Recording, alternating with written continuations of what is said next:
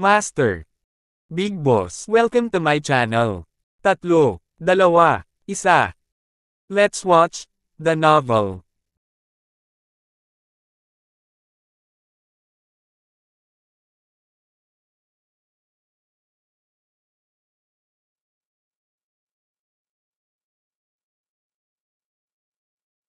Nagsimula ang digmaan sa negosyo. Drake Hendricks. C71 C80. At Master Big Boss. Frank, nasaan ka? Bahagya siyang nag-iipon ng isang pahiwatig ng espiritu, nagdial siya sa telepono. Ngayon pa lang, nadurodge na ni Drake Hendricks ang kanang braso niya, naiwan itong malata at nakalawit na nakakatakot. Gusto niyang mamatay, ngunit hindi niya magawa, hindi ngayon. Mas masahol pa sa kamatayan ang tadhana, marahil ang nararanasan niya sa sandaling ito.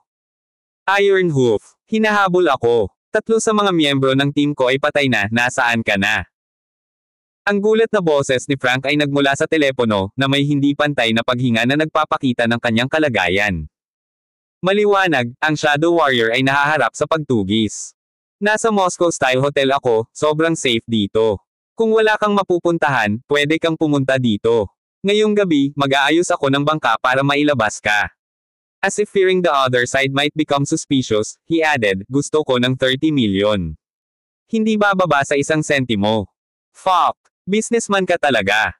Iron Hoof, mabibigyan kita ng 30 milyon, ngunit babayaran ko lang ang kalahati ng komisyon pagkatapos kong ligtas na, sigaw ni Frank. Eric, takpan mo ako. Bang bang bang. Narinig ang mga putok ng baril mula sa kabilang dulo ng telepono, halatang desperado ang sitwasyon ni Frank. Iron Hoof, pupunta ako sa Moscow style sa loob ng kalahating oras. May mga taong humahabol sa akin. Diyos, ang mga tao mula sa Wilson Pavilion ay masyadong mabilis kumilos. Ni hindi man lang nagkaroon ng pagkakataong lumaban ang mga tauhan ko bago sila napatay sa sasakyan. 1 kilometro sa timog mula sa Moscow style, mayroong isang kagubatan. Sobrang liblib, sinisigurado kung hindi ka madidiscover doon. Kasunod ng pahiwatig ni Aaron Jackson, inulit ng Iron Hoof ang bawat salita ng hindi nawawala. Okay, see you in a bit. Mabilis na ibinaba ni Frank ang telepono. Young Master ng 10,000 Mountain Alliance. Nang matapos ang tawag, ipinilig ni Iron Hoof ang kanyang ulo at bumulong sa sarili, ang ipinagmamalaki ko sa aking buhay ay ang aking makapangyarihang network ng impormasyon. Gayunpaman, pinalaki ko ang aking mga kakayahan sa pagsisikap na patayin ang Young Master ng 10,000 Mountain Alliance. Gaano kabaliw? Ang 10,000 Mountain Alliance, ang pinakanangungunang antas at misteryosong organisasyon sa mundo. Ang mga alamat tungkol dito ay hindi kailanman tumigil, ngunit ang Iron Hoof ay talagang nagtangka na patayin ang Young Master ng Alliance. Maaari kang lumapit sa akin, ngunit hindi mo maaaring hawakan ang aking babae. Bahagyang nanginig ang mga labi ni Drake Hendricks, naalala kung paano nagpakitang takot si Aurelia McCliff, nanginginig ang kanyang puso. Talagang walang magawa siya noong panahong iyon. Ano ba, ang babaeng iyon? Click. Habang nakatingin si Iron Hoof na hindi makapaniwala, biglang nagpapuwersa si Drake Hendricks gamit ang kanyang kanang kamay at pinitik ang kanyang leeg. Walang makakasakit sa babae ko. Muling tumahimik ang sasakyan. Kuya, mukhang nakagawa na ang Wilson Pavilion. Pagkatapos gumawa ng kilos para sa kanyang mga nasasakupan na itapon ang katawan ni Iron Hoof, tahimik na. Nagsalita si Aaron Jackson sa tabi ni Drake Hendricks. Base sa sinabi ni Frank kanina, malinaw na tinutugis siya ng mga taga Wilson Pavilion. Hindi kasalanan ni Amadeus Fairbanks, ngunit ang kanyang pagmamataas ay napakahusay. Walang magawang umiling si Drake Hendricks, dahil gusto niya ng away, hayaan mo siyang lumaban. Hindi magiging ganito ngayon ang Wilson Pavilion kung hindi dahil sa baliw na iyon, si Amadeus Fairbanks. Nang marinig ito, hindi sumang-ayon o hindi sumang-ayon si Aaron Jackson. Ang kasalukuyang reputasyon ng Wilson Pavilion ay hindi nauugnay sa tendensya ng Amadeus Fairbanks na mag-away sa kaunting hindi pagkakasundo. Nangunguna sa Tigre, imaneho ang kotse sa kagubatan at hintayang kumagat ang isda. Inutusan ni Aaron Jackson si Dominating Tiger, na nasa driver's seat. May kagubatan na hindi kalayuan sa Moscow-style hotel na puno ng maraming puno at tinutubuan ng mga damo. Sa gabi, ang maliit na kagubatan ay isang lugar na hinahangad ng maraming mag-asawa para sa kaguluhan, ngunit sa araw, ito ay halos desyerto. Kuya, hindi ito hahayaan ng pamilyang Brandon ng madali. Habang papunta ang kotse sa kagubatan, sinabi ni Aaron Jackson ang kanyang pag-aalala. Bagamat hindi ang pamilyang Brandon ang pinakamayaman sa Morelos City, sila ang pinakamakapangyarihan. Maraming big shots ang may malapit na kaugnayan sa Brandon family. Bukod dito, ang ina ni Jackson Brandon ay sinabing anak ng isang kilalang pamilya mula sa Hilaga. Hindi kalabisan na sabihin na sa Morelos City, ang tanging makakalaban ni Aaron Jackson at magkaroon ng tsansa na manalo ay ang Brandon family. Ayon sa kasabihan, kahit na ang isang makapangyarihang dragon ay hindi maaaring sugpuin ang isang lokal na ahas, at ang Brandon family ay talagang nakabaon na lokal na ahas. Kung gusto ng pamilyang Brandon na mawala ng tuluyan sa Morelos City, wala akong balak na obligahin sila. Sumando si Drake Hendricks sa kanyang upuan, nagpapahinga habang nakapikit. Sa sandaling pinagbantaan ni Jackson Brandon si Aurelia McCliff, ang kanyang kapalaran ay tinatakan. Kung magiging low profile ang Brandon family mula ngayon, hindi na sila mahihirapan ni Drake. Ngunit kung sila ay maglakas loob na aliwin ang kaunting pag-iisip ng paghihiganti, kung gayon ang pamilya Brandon ay tiyak na mapapawi sa Morelos City. Ang mga bukas na pag-atake ay madaling iwasan, ngunit ang mga nakatagong araw ay mahirap ipagtanggol laban. Ang pamilya Brandon ay may malalim na pinagmulan sa Morelos City, kailangan mong mag-ingat. Sa kabila ng pag-alam sa mga kakayahan ni Drake, hindi niya maiwasang mag-ingat sa kanya, higit pa rito, dito sa Five River Province, nasaktan mo ang pamilya ng Potter, at hindi nila hahayaang mad-ulash ang mga bagay-bagay. Sunod-sunod na silent arrow, nakakapagod talaga. Tama. Tumango si Drake at nagpatuloy sa pagpapahinga habang nakapikit. Lumipas ang oras, at kalahating oras ang lumipas. Ang nangingibabaw na tigre ay tumingin sa paligid na mapagbantay, ang kanyang mga nerbiyos ay nakaunat sa sukdulan. Ang kinakaharap nila ay ang mga profesional na Shadow Warriors mula sa organisasyon ng Deep Cold, ang Red Canyon. Bagamat ang Dominating Tiger ay may isang tiyak na reputasyon sa Morelos City, sa harap ng profesional na Shadow Warriors, medyo nakaramdam siya ng labis na pagkabalisa. Nandito na sila, panipi. Pagkaupo sa backseat, biglang nagmulat ng mata si Drake at lumingon sa direksyon sa likod ng sasakyan. Ang kanyang matalas na intuition ay nagparamdam sa kanya ng isang paggulong ng hangarin na pumatay. Kasunod ng kanyang tingin, makikita ng isa ang tatlong lalaki na tumatakbong galit na galit patungo sa kanila, bawat isa ay puno ng dugo. Ironhoof, ano ang lugar na ito? Ako ba, isang pinuno ng Red Canyon Squad, ay dapat magtago sa kakahuyan na parang unggoy. Malakas na sigaw ni Frank sa sasakyan, puno ng reklamo ang boses. Hello! Dahan daw ang bumukas ang pinto ng kotse, at bumaba si Drake sa kotse, nasa bulsa ang mga kamay, nakatingin sa tatlong Shadow Warrior sa harapan niya. Nakangiti ang kanyang mukha, na parabang nakikipagkita sa mga kaibigang matagal nang nawala. Pero si Aaron lang ang nakakaalam na ito ang pirma ng Young Master ng 10,000 Mountain Alliance bago pumatay. Sino ka ba? Nang makitang hindi Ironhoof ang tao sa kotse, agad na inilagay ni Frank ang kanyang mga kamay sa kanyang baywang sa pagkaalarma. Bilang isang Shadow Warrior, naramdaman niya ang amoy ng panganib. Ikaw ba ang kumidnap sa babae ko? Pinalaki ni Drake ang tatlong Shadow Warrior sa kanyang harapan, na laging may ngiti sa kanyang mukha. Baliw! Hindi ko alam kung sino ang babae mo. Bumilis ang tibok ng puso ni Frank, agad na napagtanto na ito ay isang bitag. Ang katotohanan na ang Ironhoof ay hindi nagpakita hanggang ngayon ay nangangahulugan na ito ay isang pagsasabuatan, isang tukana na nagtatarget sa kanilang tatlo. May inagaw kaninang hapon, tapos ngayon hindi mo na maalala. Unti-unting napawi ang ngiti sa mukha ni Drake nang magsimula siyang maglakad ng hakbang-hakbang patungo sa tatlong Shadow Warriors. Mamatay! Agad bumunot ng baril ang isa sa mga Shadow Warriors at itinutok kay Drake, handang hilahin ang gatilyo. Bang! Pumutok ang baril, ngunit galing sa kamay ni Aaron ang tunog. Ang armadong Shadow Warrior ay napaungol nang may lumabas na madugong butas sa kanyang kanang kamay, at nahulog ang baril sa lupa. Sino kayong mga tao? Nagdilim ang ekspresyon ng mukha ni Frank na agad na naglabas ng dalawang baril sa kanyang mga kamay. Sa tabi niya, nakatalikod si Eric sa kanya, may hawak ding baril sa magkabilang kamay. Ang lakas ng loob mong agawin ang babae ng kuya ko, siguradong pagod ka na sa buhay. Si Aaron ay sumipol, at dose-dosenang mga figure na nakasuot ng itim na damit ay agad na lumabas mula sa kakahuyan. Itinaas ng mga figurang ito ang kanilang mga sandata, ang maitim na mga nguso ay pare-parehong nakaturo sa tatlong miyembro ng Red Canyon. Salamat sa pakikinig kay Master Big Boss Channel. Damn it, nakaset up na tayo. Si Eric, na nakikita ang mga lalaking nakaitim na patuloy na lumilitaw sa bundok, ay lubos na nakaramdam ng kakilakilabot. Sila ay hinabol ng walang humpay ng mga tao ng Wilson Pavilion, na ang kanilang buong squad ay halos nolipol, 3 lang sa kanila ang nakataka sa kanilang buhay. Naisip nila na sa pamamagitan ng paghahanap ng kanlungan sa middleman na Ironhoof, maaari silang umalis sa silangan sa ilalim ng kanyang proteksyon at bumalik sa Deep Cold. Punong tanggapan. Ngunit sinong mag-aakala na pagkalabas kaagad ng lungga ng dragon ay papasok sila sa lungga ng tigre? Ibaba mo ang pinuno. Tahimik na bulong ni Frank sa tenga ni Eric. Dahil sa kasalukuyang sitwasyon, ang pagsisikap na lumaban sa kanilang paraan ay lubhang mapanganib at posibleng humantong sa kumpletong pagkalipol.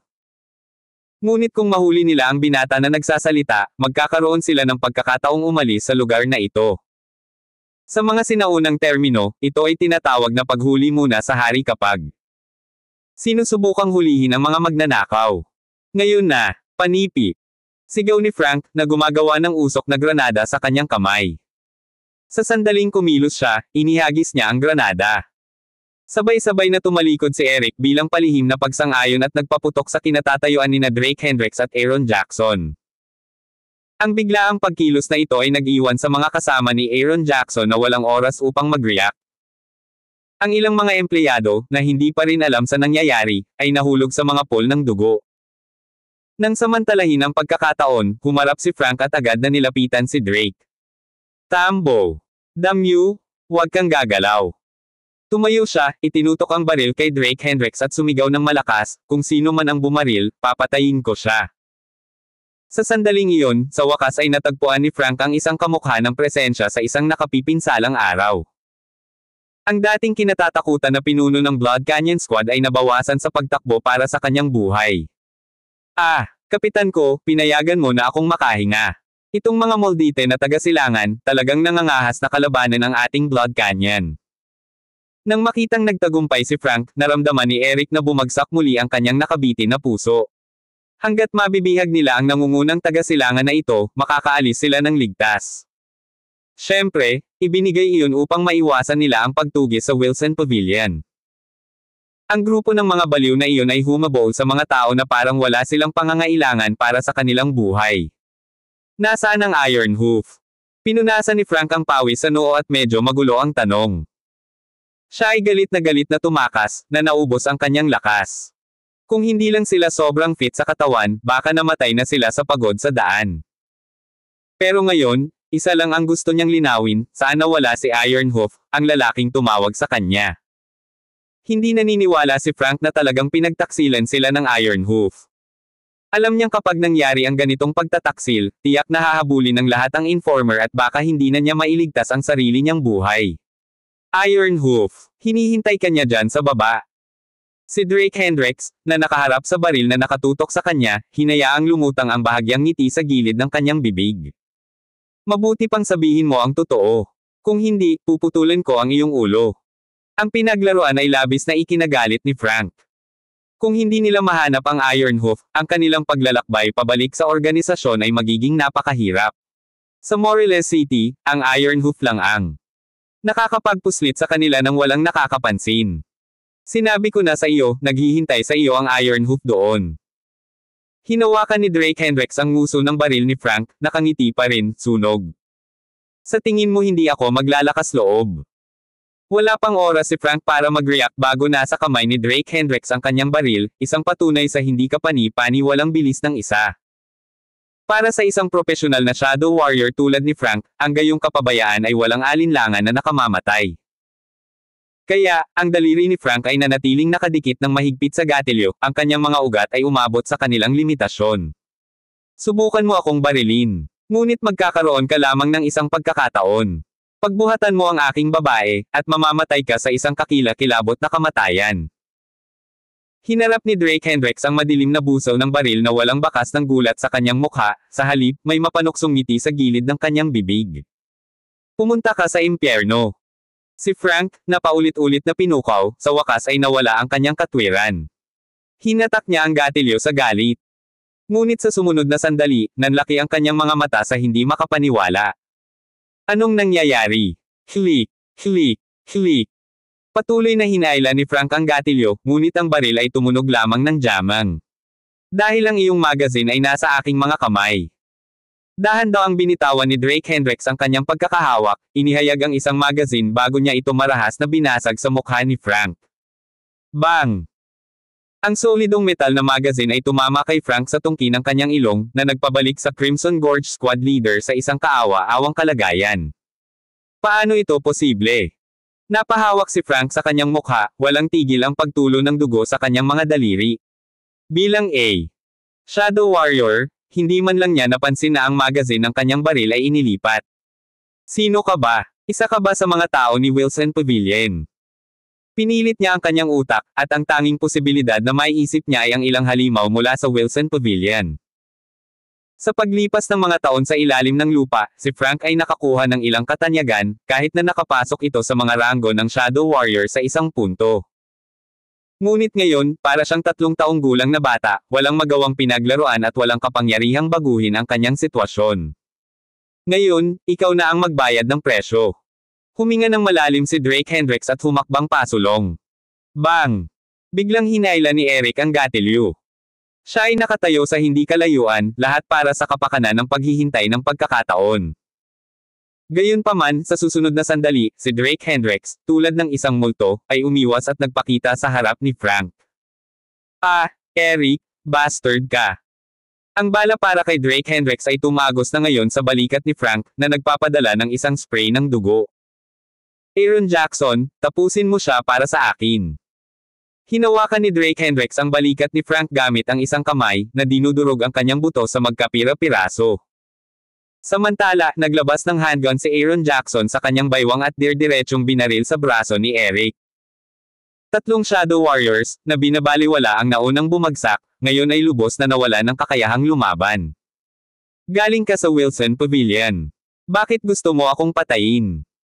Lumuhad si Frank sa lupa sa matinding paghihirap, nagsusumamo, hindi ko talaga alam kung ano ang ginawa ko para masaktan si Wilson Pavilion, pwede mo ba akong bitawan?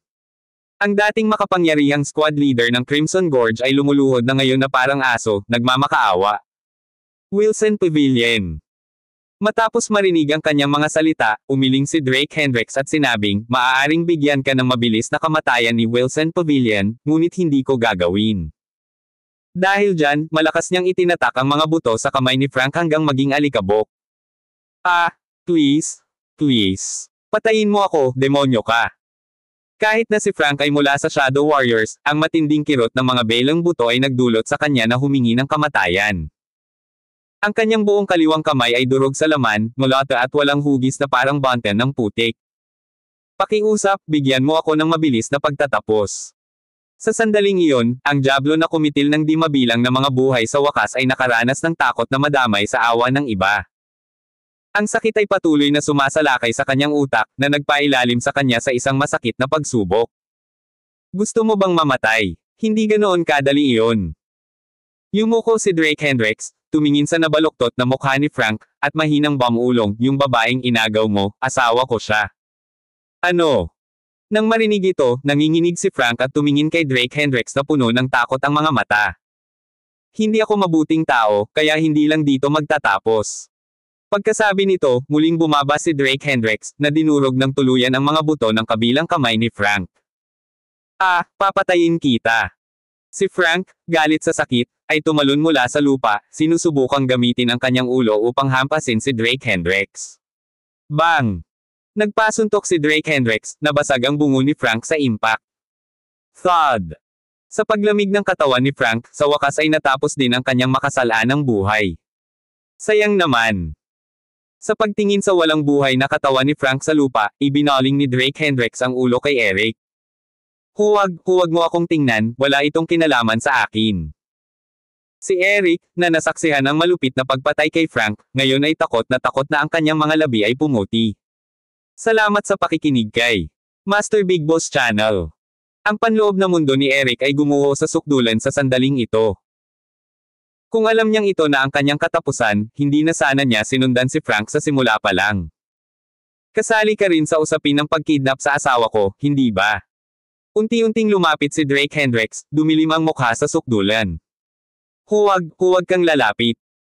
Nang makita siyang lumapit sa hakbang-hakbang, si Eric ay nanginginig na parang kaharap ang Grim Reaper, at ang kanyang boses ay halos paos. Matingkad pa rin sa kanyang isipan ang kakilakilabot na pagkamatay ni Frank, at ngayon ay nasa bingit na ng pagbagsak ang kanyang espiritu. Ding dong ding. Maya-maya lang ay biglang nagring ang phone niya. Nagulat sa tunog, nag-react si Eric na parang may hawak na salbabida, na inilabas ang kanyang cellphone mula sa kanyang dibdib. Ito ang pinuno ng aming koponan. Nang makita ang pangalang nakadisplay sa telepono, tuwang-tuwa siyang sumigaw, "Kuya, kapag nalaman ng ating pinuno ang kalunos-lunos na pagkamatay ni Frank, hindi niya ito pababayaan. Pero kung pakakawalan mo ako, hindi na ako magbabanggit ng salita pagbalik ko." Sa ilalim ng Wilson Pavilion, mayroong maraming maliliit na squad, isa ring mabigat na puwersa sa mundo ng Shadow Warrior. Ngayong tumatawag na ang kanilang pinuno, malamang na nagtatanong ito tungkol sa mga taong ito na tumatakas sa silangan. Sagutin mo. Kinawi-kaway ni Drake Hendricks ang kanyang kamay, sinenyasan si Aaron Jackson na bawiin ang baril. Okay. Nang makitang tumahimik ang kabilang partido, dali-daling sinubukan ni Eric na ayusin ang kanyang ekspresyon at sinagot ang video call. Eric, anong kalokohan ang ginagawa mo? Ang tagal kong sagutin ang tawag ko. Nasaan si Frank, saan siya namatay? Isang galit na sigaw ang dumating sa telepono. Halatang naiirite sa mabagal na tugon ni Eric, tila naiinip ang pinuno ng Wilson Pavilion. Pinuno, pasensya na po, ako. Bang! Itinaas ni Drake Hendricks ang kamay at nagpaputok ng baril sa gitna ng noo ni Eric. Thud! Nanlaki ang mga mata ni Eric nang diretsyong bumagsak sa lupa, may hawak pa ring saya ang kanyang mga mata na para bang nakaligtas lang siya sa isang malaking sakuna, kahit hanggang sa sandali bago siya mamatay. Sino ito? Pagkatapos ng maikling katahimikan, isang galit na dagandong ang nagmula sa telepono. Dahil isa itong video call, nasaksihan mismo ng nasa kabilang dulo ang pagpatay kay Eric. Hello! Lumapit si Drake Hendricks sa katawan ni Eric, kinuha ang teleponong may bahid ng dugo. Sino ka ba? Ang lakas ng loob mong pumatay ng miyembro ng Wilson Pavilion. Sa kabilang dulo ng video, may isang lalaki na nasa edad 40. Kalbo siya, maraming galos ang makikita sa katawan.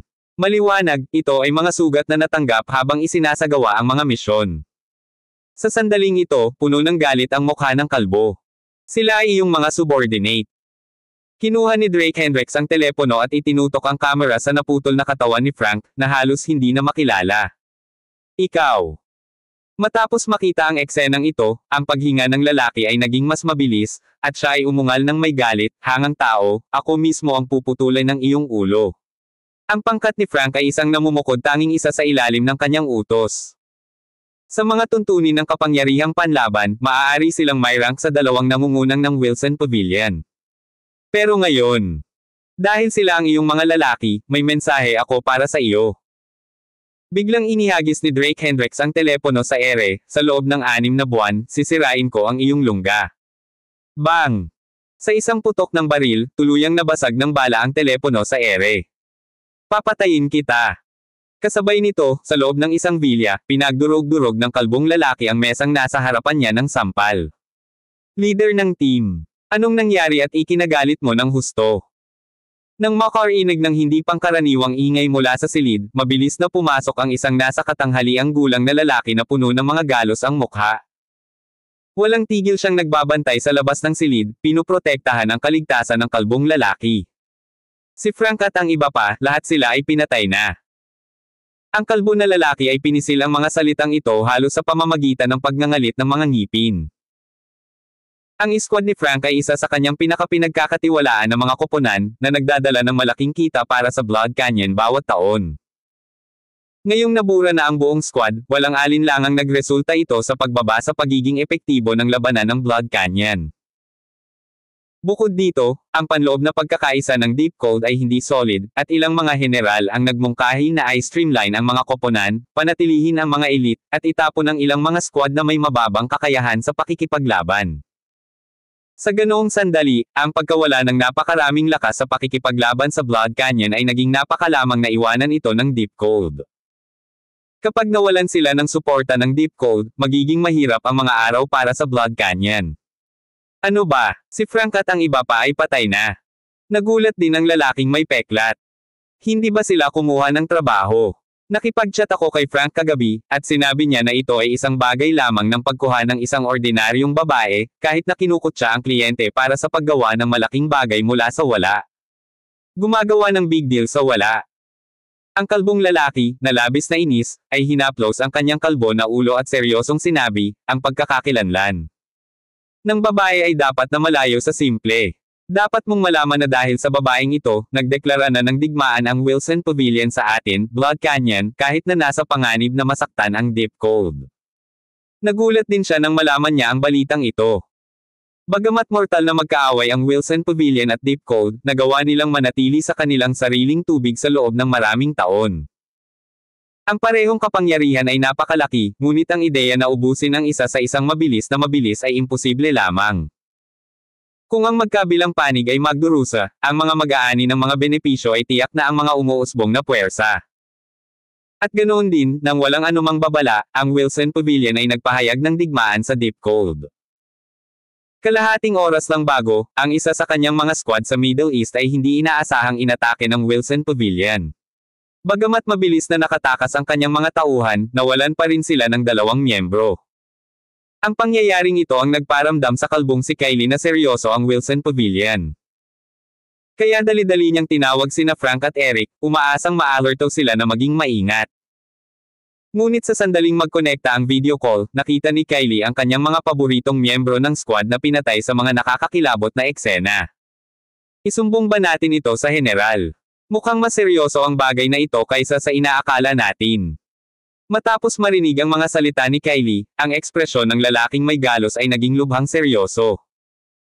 Ang kanyang pangalan ay Sony, at siya ang pinakamalakas na manlalaban sa Blood Canyon, palaging sumusunod kay Kylie bilang kanyang tagapagtanggol.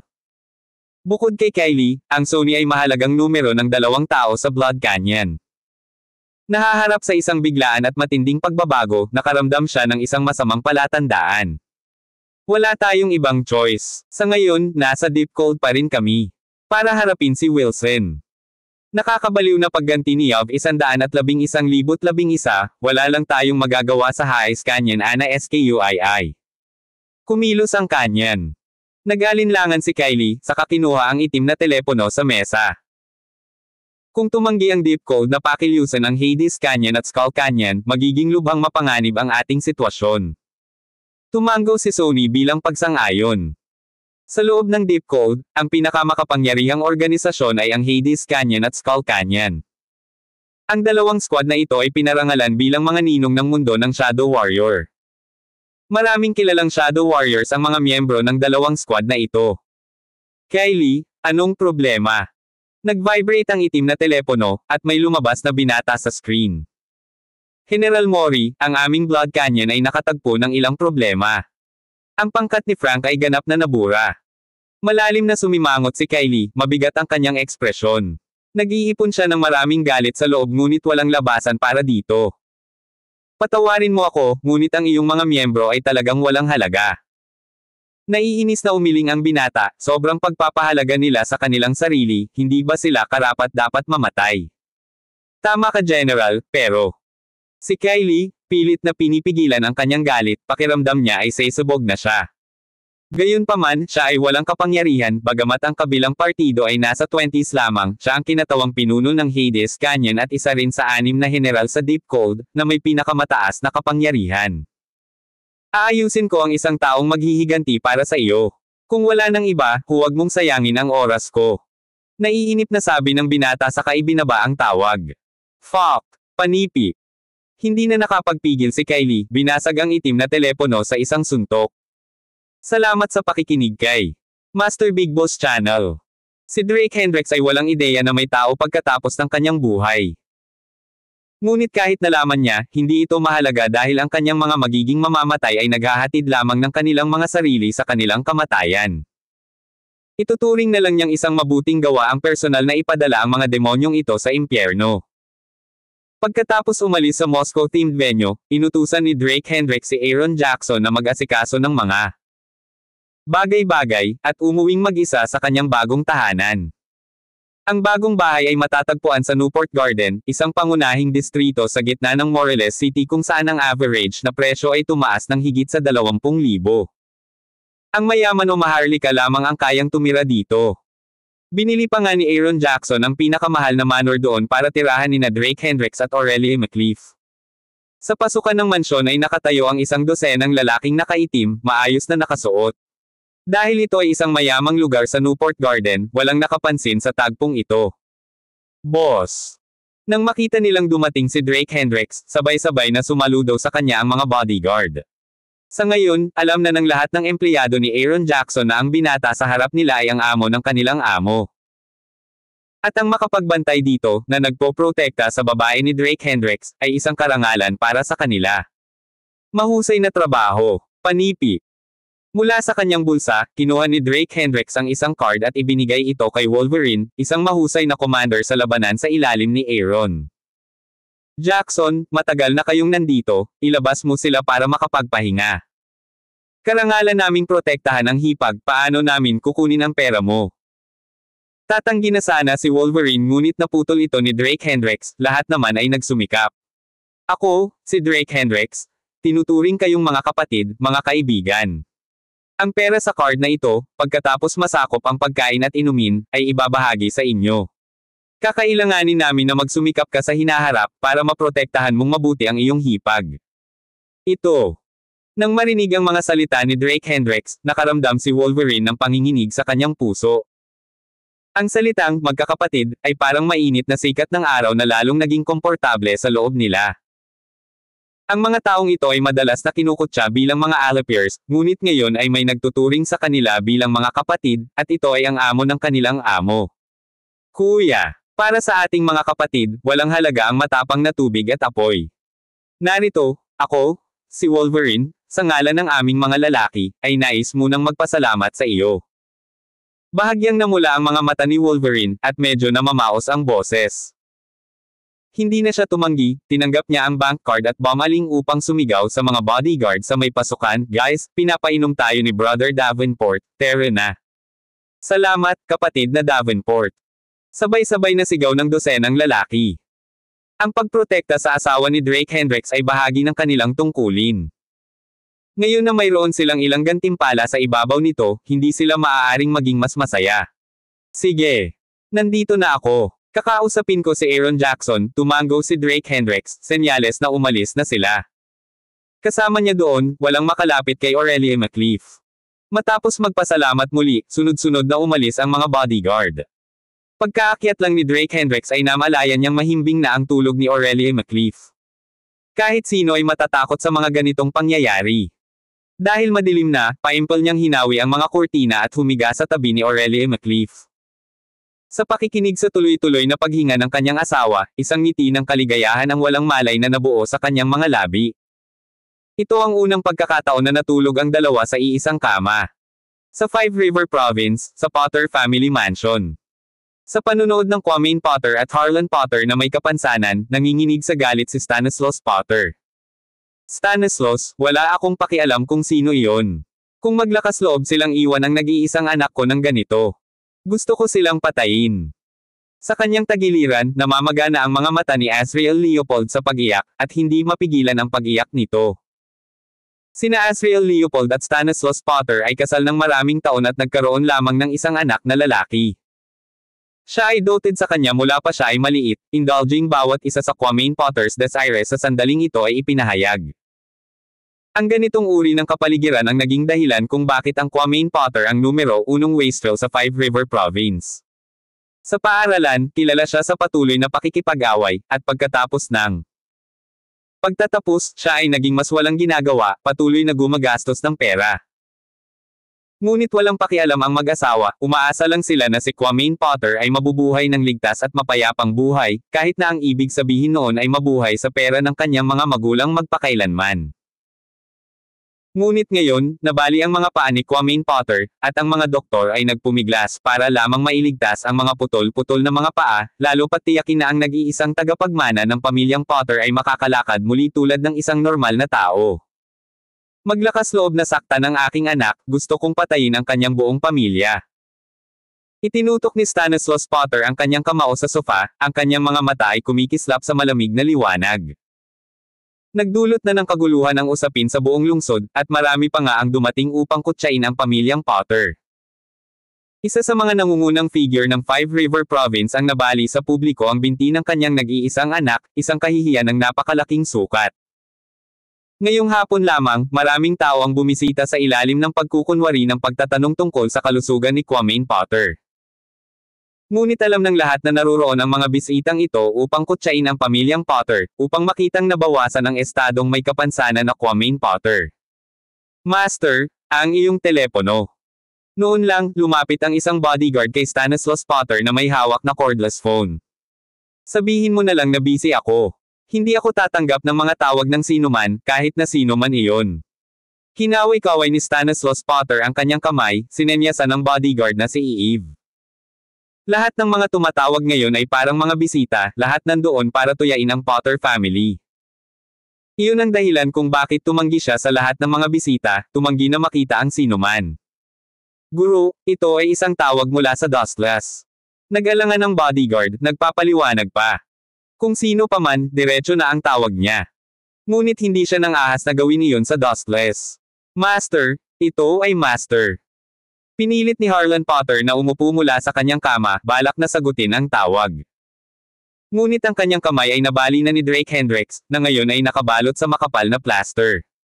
Hayaan mo ako. Huminga ng malalim si Stanislaus Potter at sinagot ang telepono. Walang alikabok. Ang taong nanakit sa aking alagad, sino ito? Pinutol siya ng boses sa kabilang dulo, matanda at seryoso, at diretsahang nagtanong. Isa itong kabataan mula sa Morelos City, na-search ko lahat ng records, pero wala akong makita. Ang taong ito ay lumitaw ng wala saan, tulad ng isang malinis na talaan. Bagamat nagambala, ang tono ni Stanislaus Potter ay nanatiling lubos na magalang.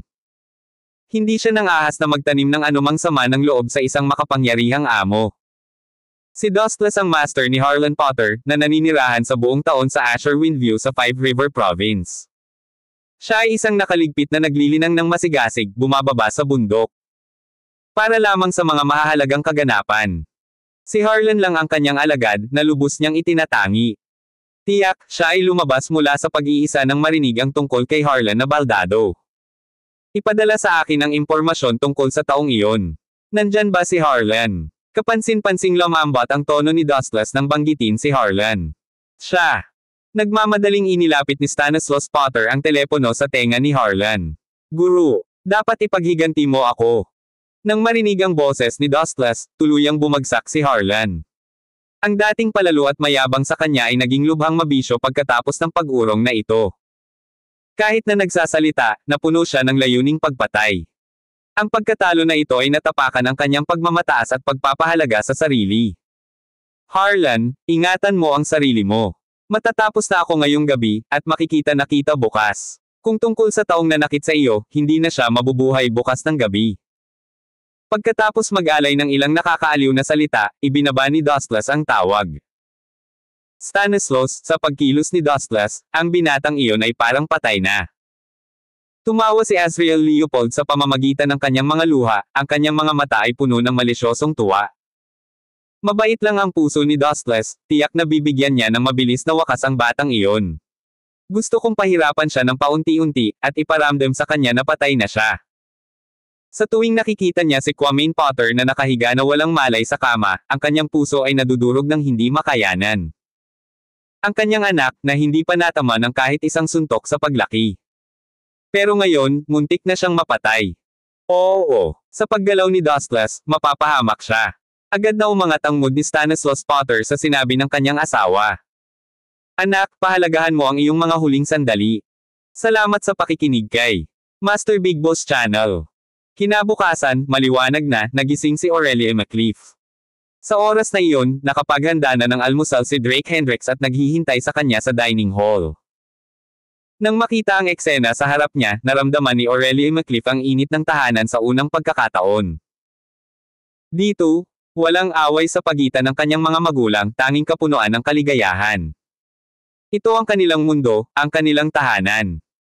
Tungkol sa pangyayari noong nakaraang araw, parang pareho silang may tacit na pagkakaintindihan, ni dinadala ito. Sa oras na dumating ang mag-asawa sa kumpanya, nalaman nilang maagang nagsimulang magtrabaho ang mga empleyado.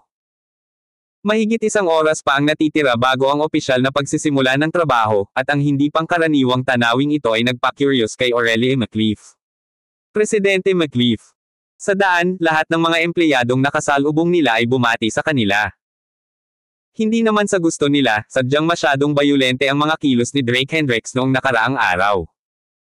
Hindi lang niya binugbog si Otis McLeaf sa publiko kundi kinaladkad din ang anak ng Potter family palabas. Inakala ng lahat na ang madugong paghihiganti ng Potter family ay magiging sanhi ng pag-evaporate ni Drake Hendricks mula sa mortal world. Ngunit sa pagtataka ng lahat, una nilang nakita siya sa umaga, papasok sa trabaho kasama si Aurelia McLeaf na parang walang nangyari. Dahil ang dalawa sa kanila ay masisipa sa loob ng ilang araw pa rin, ang mga empleyado ay hindi mapakali na gawing hindi komportable ang kanilang mga sarili. Ang pagbati sa kanya ng President McLeaf ay walang halaga sa kanila. President McLeaf, lahat ay nagsasabi na ang Golden Eagle Group ay gagawa ng hakbang sa amin. May mga countermeasure ka ba? Pagkarating sa opisina, isang direktor ang pumunta sa kwarto ni Aurelia McLeaf at nagtanong. Nabasag na ang balita noong araw bago ang Golden Eagle Group ay magsisimula na ng corporate war sa McLeaf Group. Ngayong si Kwame Potter ay nabugbog sa pangalawang pagkakataon sa loob ng McLeaf Group, tiyak na hindi hahayaan ng Potter family ang bagay na ito. Ang mga tao sa lupong ito ay lahat ay may sariling mga network. Nabalitaan ng ilang empleyado na may mga kaibigan sa Golden Eagle Group na natapos na ni Stanislaus Potter ang kanyang mga pagpupulong noong nakaraang gabi, at opisyal na siyang kumikilos ngayon. Ang balita ay kumalat mula sa 1 tao hanggang 10, pagkatapos ay mula 10 hanggang 100, na lumilikha ng malawakang gulat. Maaga silang pumasok noong araw na iyon para lamang pag-usapan ang mga hakbangin. Ang ilan ay ginustong tumalon sa barko. Kung tutuusin, sa edad na ito, mayroon silang mga matatandang aalagaan at mga anak na papalakihin, ang presyon ng kawalan ng trabaho ay masyadong malaki. Ngunit mayroon ding isa pang boses sa loob ng kumpanya, na humiling kay Zaid McLeaf na bumalik at sipain ang magulong mag-asawa, si Aurelia at ang kanyang asawa, palabas. Sa ganoong paraan, mapapawi nila ang galit ng Potter family at sabay nilang maalis ang magulo na mag-asawa. Marami sa kanila ay bahagi ng kampo ni Otis McLeaf at natural na sumuporta kay Otis McLeaf sa pagkuha ng posisyon ng chairman. Simple lang ang dahilan, noong si Otis McLeaf ang namumuno, lahat ay nagbubulsa ng pera. Ngayong kakatapos lang ni Aurelia McLeaf sa posisyon ng project manager, sinimulan na niyang suriin ang mga account araw-araw. Bukod dito, sa mahigpit na pag-audit, hindi nila maisip na kumuha ng 1 sentimos mula sa kumpanya. Kung ihahambing ang dalawang sitwasyon, mas pinili ng lahat na si Otis McLeaf ang manguna. Ang pagtaas at pagbagsak ng kumpanya ay walang kinalaman sa kanila, basta may makukuha silang pera sa grupo, kontento na sila. Ako mismo ang magdedesisyon sa bagay na ito. Ngunit tinitiyak ko sa lahat na hindi ko hahayaang maghirap ang iyong mga interes. Alam ni Aurelia McLeaf na hindi lang ito opinyon ng direktor kundi pati na rin ng maraming empleyado. Kailangan lang nila ng representative para makausap siya, ang bagong chairman. Mabuti. Sana ay matupad ni Pangulong McLeaf ang iyong salita, at hindi kami pababayaan sa pamamagitan lamang ng paglayo kapag ang kumpanya ay nasa bingit ng buhay at kamatayan. Matapos makakuha ng sagot, tumalikod ang direktor at lumabas ng opisina. Bakit mo sila istorbohin? Ang mga taong ito ay malinaw na may lihim na motibo, at hindi ka talaga nila tinuring na chairman.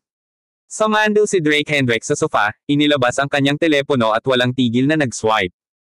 Alam ko, ngunit hindi kakayanin ng kumpanya na mawala sila. Kung hindi natin mapatatag ang kanilang puso, natatakot ako na baka bumagsak tayo bago pa man kumilos ang Potter family. Paanong hindi maintindihan ni Aurelia McLeaf ang gayong pangangatwiran? But she had no choice, hindi naman niya pwedeng i-overhaul na lang ang kumpanya, di ba? Hindi pa banggitin kung kaya niyang patatagin ang kanyang posisyon bilang tagapangulo kahit na gawin niya, napakahirap gumawa ng malawakang pagbabago ng tauhan. Higit pa rito, kapag kumilos ang Potter family, ang McCliff Group ay hindi maiiwasang babagsak na parang bahay ng mga baraha.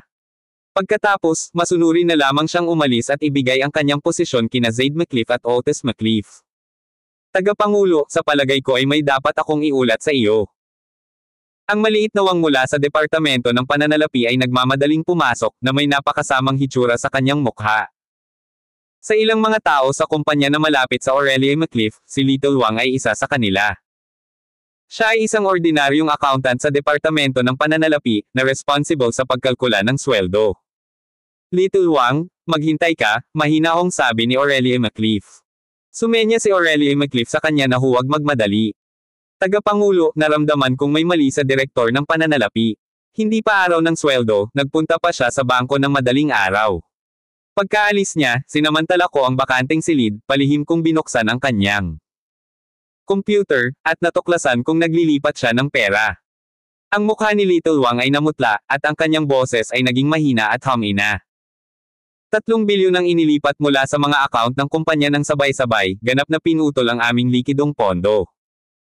Ang McCliff Group ay hindi malaki sa sukat, na may tinansyang halaga na halos 10 bilyon o higit pa.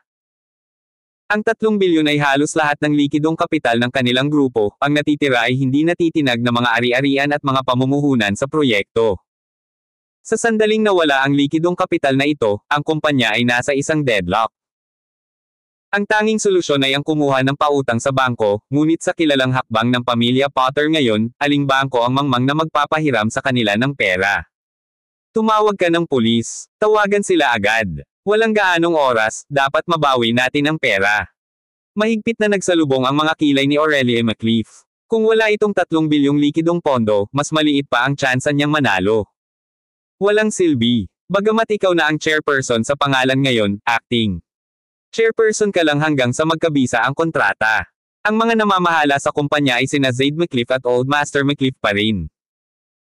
Medyo may pait na sinabi ni Little Wang, ang paglipat ng asset na ito ay isinagawa lamang sa pamamagitan ng pananalapi pagkatapos mag-sign off ang Old Master McCliff. Kahit na tumawag kami ng pulis, ito ay isang legal na aksyon. Bagamat noong panahong iyon ay gumawa ng kasunduan sina Zaid McCliff at Aurelia McCliff at ito ay legal na notaryo. Ngunit hanggang sa natugunan ang mga kondisyon ng kontrata, si Zaid McCliff pa rin ang taiman ng kumpanya. Ang pag-withdraw ng lahat ng likidong pondo sa kritikal na yugtong ito ay parang pagbunot ng linchpin. Sige, maaari kang pumunta ngayon, at huwag banggitin ito sa sinuman. Hahanapin namin ni President McCliff ang solusyon. Tumango si Drake Hendricks kay Little Wang na nagpapahiwatig na maaari na siyang umalis. Ang paglilipat ng mga pondo ay hindi ang nakakatakot na bahagi, ang nakakatakot ay kung may makaalam nito sa kumpanya, walang nakakaalam kung ano ang maaaring idulog nito. Drake, anong gagawin natin ngayon? Maging ang karaniwang kalmadong si Aurelia McCliff ay medyo natarante nang marinig ang balita. Ang pagkawala ng lahat ng likidong pondo ay katumbas ng paghatol ng kamatayan sa McCliff Group. Ang karanasan ay kasama ng edad. Sa simula pa lang, pinlano na ito ni Zaid McCliff. Alam na alam niya noon pa na ang McCliff Group ay hindi maililigtas at handang mag-cash out at umalis. Sa sandaling naisip niya ang sanhi at bunga, naunawaan ni Drake ang intensyon ni Zaid McCliff. Bawat hakbang ay pinagplanuhan niya ng mabuti, hinihintay na lang niya si Aurelia McCliff na makapasok sa bitag. Hindi isyo ang pera. Ito ay magiging isang magandang pagsubok sa katapatan ng mga empleyado. Kung alam nila ang tungkol dito, tiyak na gagawa sila ng mga desisyon para sa kanilang sariling kapakanan. Kapag dumating ang oras na iyon, natural na magiging malinaw kung sino ang mananatili at kung sino ang aalis. Hindi ba iyon magiging sanhi ng pagbagsak ng kumpanya kaagad? Medyo natarante si Aurelia McCliff, logically, dapat nila itong ilihim, pero si Drake ay parang hindi na makapaghintay na malaman ng mga empleyado. Sige lang. Ang mga mananatili ay likas na magkakaroon ng magandang kinabukasan, at ang mga umaalis ay magsisisi ng husto. Matapos sabihin ang mga salitang ito, umalis si Drake Hendricks sa opisina ni Aurelia McCliff. Kinuha niya ang kanyang mobile phone at tinawagan si Ovidio Cook, maglipat ka agad ng pondo sa McCliff Group. Ang dahilan naman, gumawa ka ng isa, huwag lang maghinala si Aurelia McCliff. Gayon din, magpadala ng isang tao sa lugar ni Truman Ridge. Kapag nakita mo siya, sabihin lang Traveler returns on a snowy night, at natural na tutulungan kanyang kontrahin ang Golden Eagle Group. Salamat sa pakikinig kay Master Big Boss Channel. Sa oras na ito, tinatanggap ng Titan Group ang isang napakahalagang panauhin. Si Stanislaus Potter, ang chairman ng Golden Eagle Group, ay dumating sa Morelos City ng madaling araw at dumiretso sa opisina ng chairman ng Titan Group. Nagkaroon ng cooperative venture ang Titan Group at McCliff Group na matagal na niyang narinig.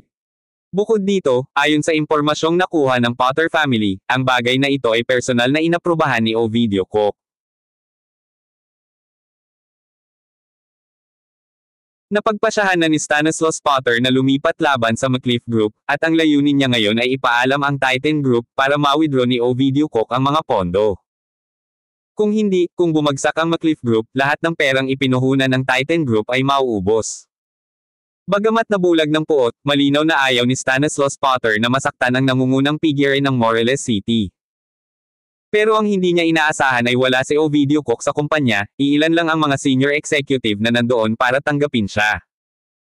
Ang usapin ng pagpupulong dito ay ipinaalam ng Pangulo ng Golden Eagle Group sa Titan Group kahapon.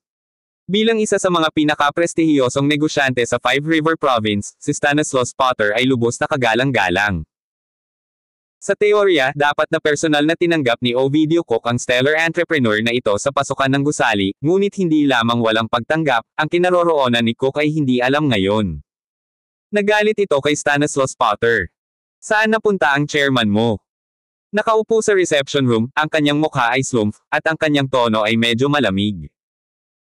Mula nang marating ng Golden Eagle Group ang tuktok ng Five River Province, hindi pa siya nabigyan ng ganoon kalamag na balikat. Boss Potter, may apurahang usapin ang aming chairman kaninang umaga at umalis na siya. As for his destination, we truly are not privileged to inquire, sabi ng isang direktor mula sa Titan Group na may apologetic na ngiti. Kahit na si Ovidio Koch ang pinakamayamang tao sa Morelos City at ang Titan Group ang pinakamalaking negosyo doon, medyo nasa likod pa rin ito ng Golden Eagle Group. Tawagan agad si Ovidio Koch. Sabihin mo sa kanya na nandito ako. Naiinip na iwinagayway ni Stanislaus Potter ang kanyang kamay, alam na alam kung darating ako, wala siya, ano ang ibig sabihin nito? May problema ba siya sa akin? Tatawag ako ngayon din. Nagmamadaling kinuha ng direktor ang kanyang mobile phone para tawagan si Ovidio Koch. Chairman, nandito na si Boss Potter, kailan ka babalik? Matapos ay konekta ang tawag, nagmamadaling iniulat ng direktor ang sitwasyon. Hindi nila kayang saktan ang isang kilalang tao tulad ni Stanislaus Potter. Ano, bagong presidente? Magaling. Sasabihin ko kay Boss Potter ngayon din. Pagkababa ng telepono, nakangiting sinabi ng direktor kay Stanislaus Potter, Boss Potter, medyo may emergency sa bahay ang chairman namin, kaya hindi siya nakarating sa oras. Siya ay labis na nagsisisi para dito. Ano ang ibig sabihin nito ni Ovidio Koch? Nakarating na ako dito, at hindi ko pa siya nakikita. Dinurog ni Stanislaus Potter ang tasa ng tsaa sa kanyang kamay. Kumalma ka, Boss Potter. Ang aming chairman ay nagtalaga ng isang bagong pangulo, na ngayon ay maaaring kumitawan sa aming tagapangulo at i-finalize ang lahat ng mga bagay sa iyo. Sabi ng direktor, ang kanyang loob ay nag-aalinlangan. Bilang isa sa mga senior executive ng kumpanya, wala siyang ideya tungkol sa pagtatalaga ng bagong presidente. Bagamat ang Titan Group ay ganap na kontrolado ni Ovidio Koch, ang mga pangunahing gawain ay tinalakay pa rin sa mga pulong ng lupon at ipinatupad pagkatapos ng nagkakaisang pag-aproba. Tungkol sa paghirang ng isang mahalagang posisyon bilang Pangulo, wala siyang narinig na salita. Lumingon ang direktor sa kanyang mga kasamahan at nakita ang mga mukhang nalilito rin, apparently, nalaman lang nilang lahat na may bagong president sa company. Ito ay lalong nagpagulo sa kanya dahil hindi sila nang ahas na gumawa ng anumang mga pagkakamali kapag nakikitungo sa isang pangunahing negosyante tulad ni Stanislaus Potter. Higit pa rito, dahil ang mga gawain ng pamilya Potter ang usapan, alam ng lahat na si Stanislaus Potter ay nagpipigil ng matinding galit. Sino ang maglalakas loob na hawakan ang malas na ito sa ganitong oras? Laban sa Golden Eagle Group, hindi ba iyon ay panliligaw sa kamatayan? Nasaan ang bagong presidente? Tawagan mo siya para makilala ako. Kung wala akong makitang tao sa loob ng 10 minuto, aalis na ako kaagad. Umungol si Stanislaus Potter sa sobrang inis, itinuro ang mga senior manager ng Titan Group sa reception room na nagbabanta, pag-isipang mabuti ang mga kahihinatnan. Bagamat ang Titan Group ang pinuno ng Morelos City, ang Golden Eagle Group ay nagkaroon ng higit na kakilakilabot na lakas sa pananalapi. Bagamat hindi sila maaaring magdulot ng direktang banta sa Titan Group tulad ng paglunok sa McCliff Group, malamang na magdulot ng matinding pagbaba sa presyo ng stock nito. Mga negosyante na gustong gumawa ng isang kaaway ng pera. Ito.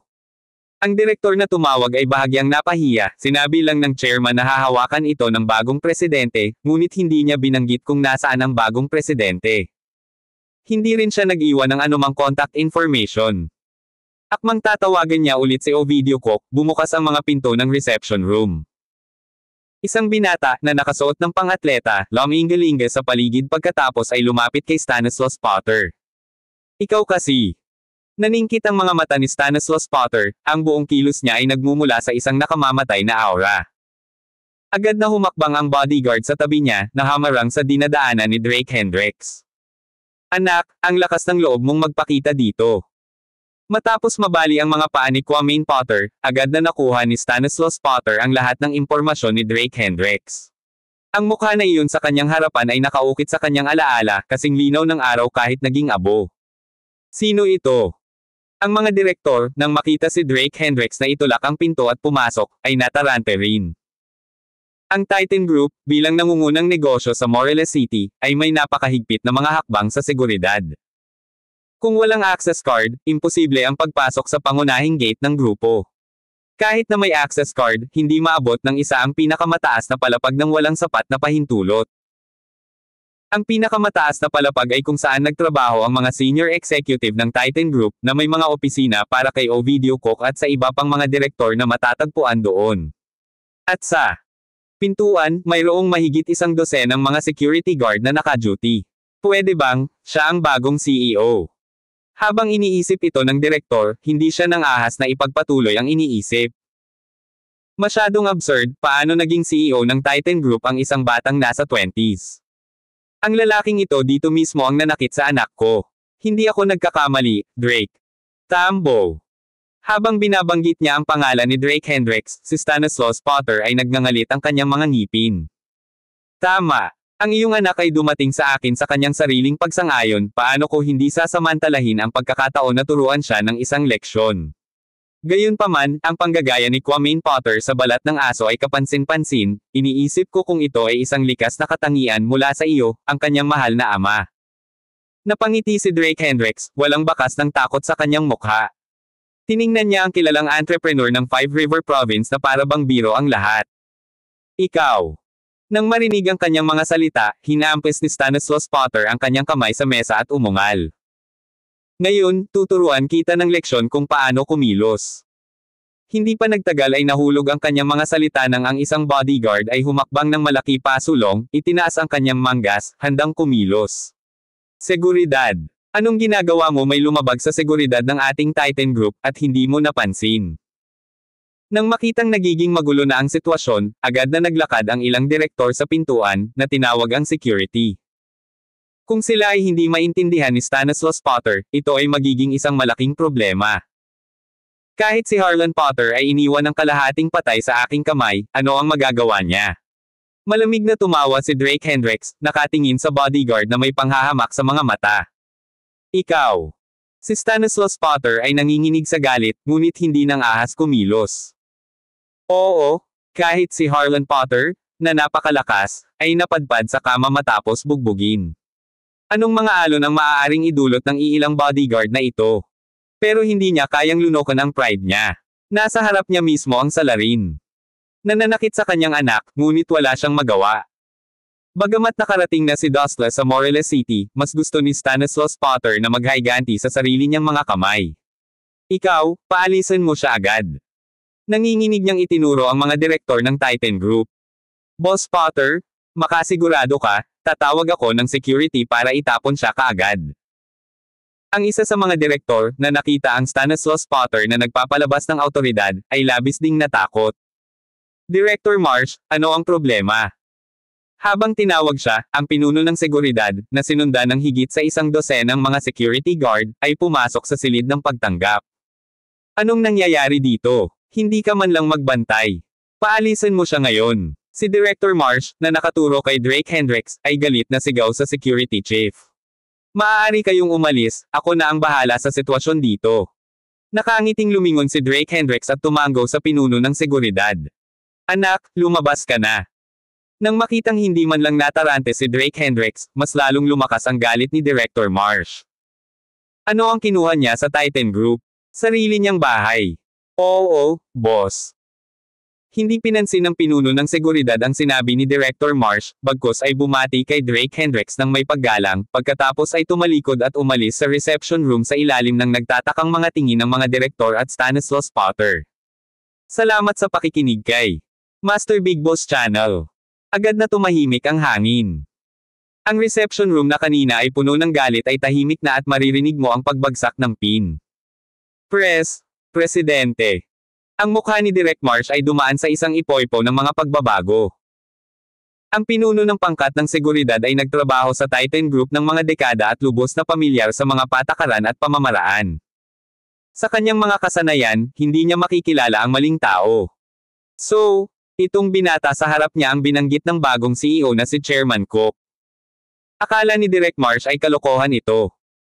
Kahit na siya ay sariling anak ni Ovidio Cook, imposible para sa kanya na magparachot sa posisyon ng CEO sa murang edad. Bagamat ang Titan Group ay ganap na kontrolado ng chairman, sa paglipas ng mga taon, lahat ng ginawa ni Ovidio Cook ay lubos na kasiya siya sa kanilang lahat. Ang anumang mga promosyon o bagong hire ay napagpasyahan ng boto ng lahat. Para sa isang mahalagang posisyon bilang CEO, ang katotohanan na si Ovidio Cook ay gumawa ng isang direktang appointment ay nakakagulat na sa kanila, at kung ang hinirang ay isang binata. Talagang kailangan nilang magtaka kung may humahawak ng baril sa ulo ni Cook.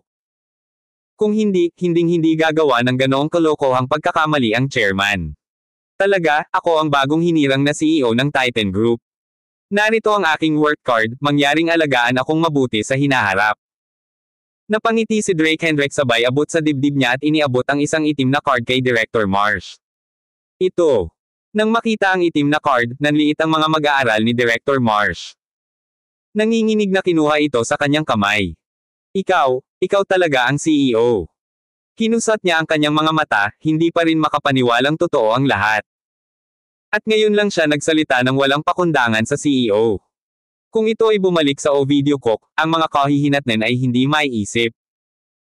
Ang Titan Group ay nasa ilalim ng nag-iisang kontrol ni Ovidio Cook, at bagaman ang chairman ay karaniwang mabuti sa kanila, hindi ito nangangahulugan na si Cook ay hindi matigas. President, humihingi ako ng paumanhin sa kung ano lang ang. Si Direk Marsh ay nawalan ng salita, nakatayo sa pwesto na lubhang awkwardly. He has been ranting about driving out the CEO newly appointed by the chairman, hindi ba ito ang naghuhukay ng sarili niyang libingan? Tumango si Drake Hendricks at hindi na siya pinansin. Ano ba? Katawa-tawa. Tinatreto mo ba ito bilang larong pambata sa Titan Group? Muling sumabog si Stanislaus Potter mula sa gilid. Pumunta siya sa Titan Group para makipagtulungan sa Ovidio Cook upang direktang tanggalin ang McCliff Group nang hindi sinasaktan ang interes ng isa't isa.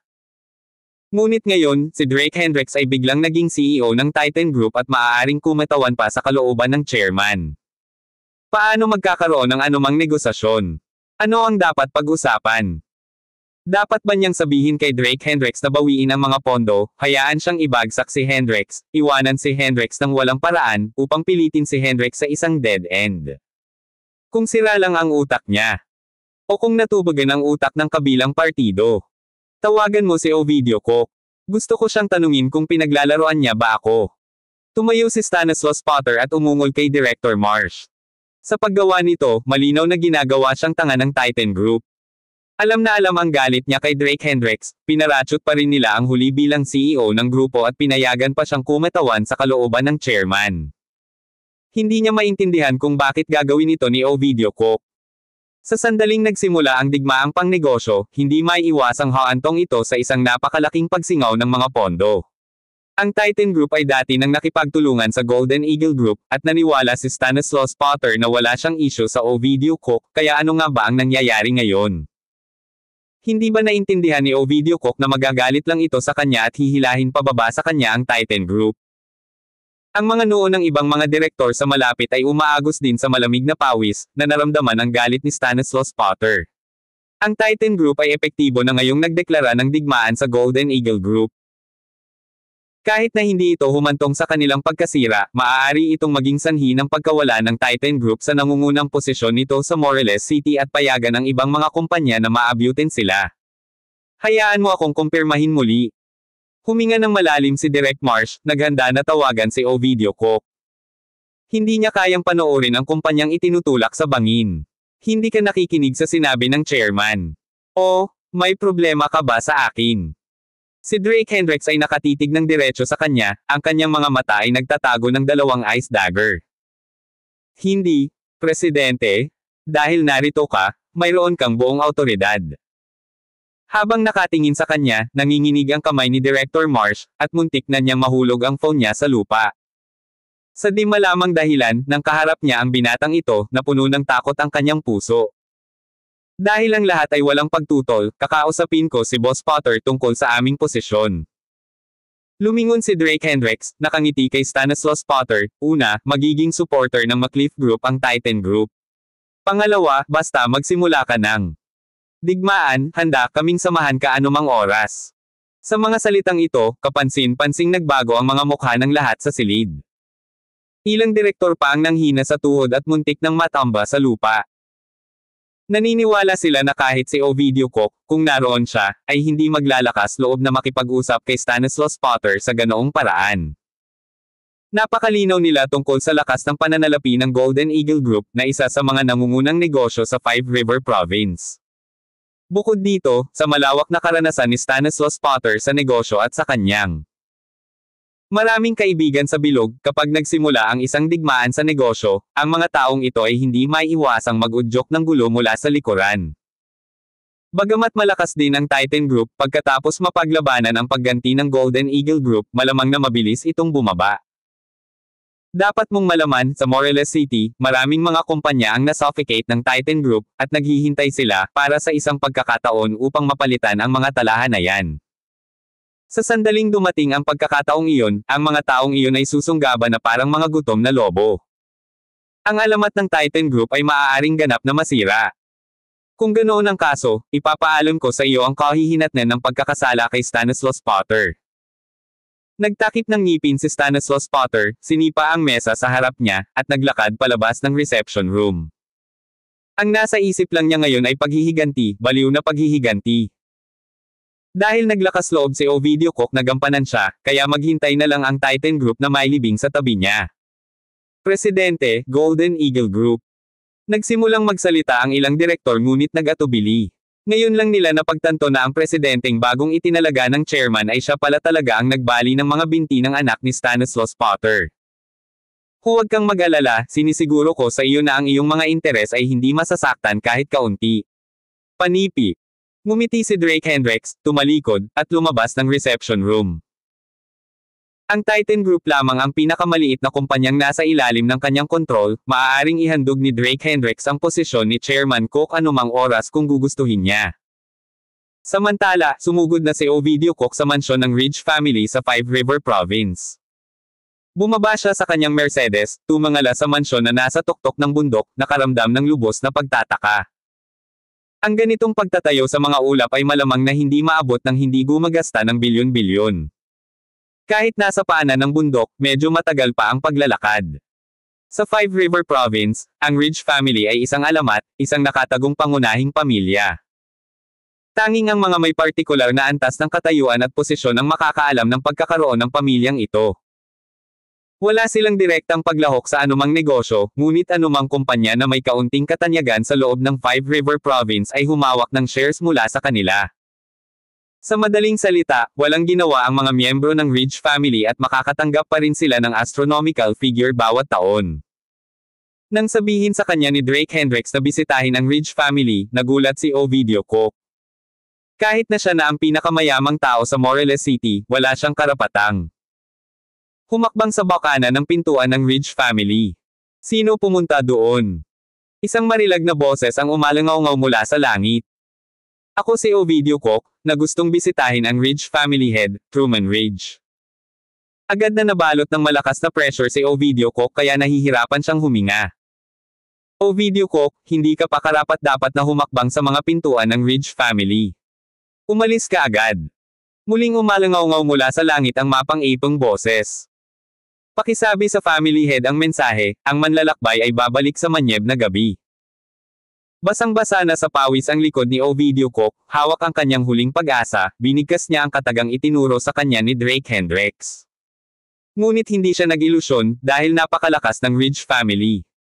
Ilang sandali pa, nang susuko na si Ovidio Koch at tatawagan si Drake Hendricks, isang boses ang nagmula sa langit. Ipasok. Bang! Sa malakas na ingay, dahan-daang bumukas ang bundok na nasa harapan niya, tumambad ang isang napakalaking gate. Salamat sa pakikinig kay Master Big Boss Channel.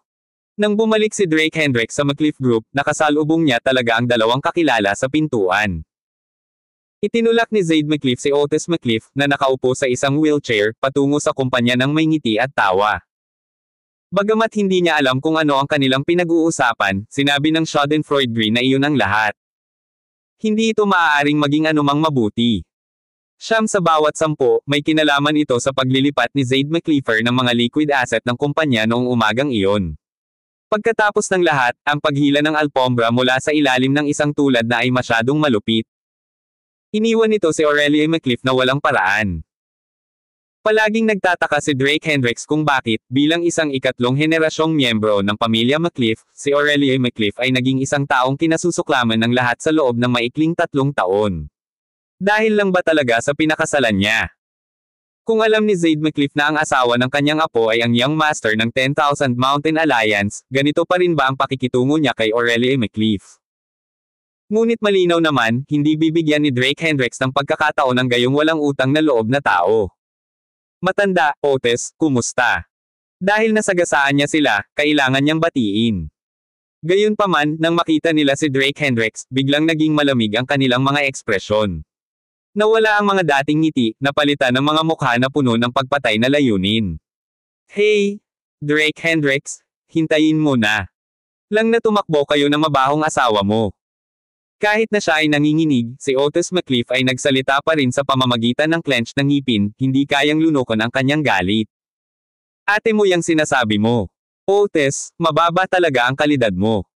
Umiling si Drake Hendricks at hindi nakipagtalo sa kanya.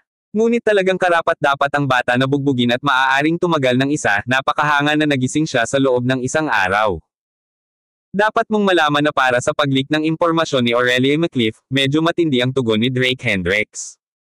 Huwag kang masyadong saplada. Naaalala mo ang kasunduan natin, di ba? Si Zaid McCliff ay likas na itinulak ang wheelchair paatras upang ilayo si Otis McCliff sa kapahamakan, sakaling muling magpumigla si Drake Hendricks. Sa pagtingin sa kanyang apo, na nagkaroon ng matinding pagbabago sa ugali, minisyon niya, bago ako pumunta rito, nakatanggap ako ng balita na nagsimula na ang Golden Eagle Group sa pagganti nito. Pero napag-usapan na namin ni Chairman Potter, basta makaalis kayong dalawa sa kumpanya, hindi na niya mahihirapan ang grupo namin. Sa sandaling bumaba ang halaga ng merkado ng kumpanya, kayong dalawa ay kailangang lumabas na parang aso. Natatakot ako na si Aurelia McCliff ay hindi makaupo kahit isang araw sa posisyon ng chairman, di ba?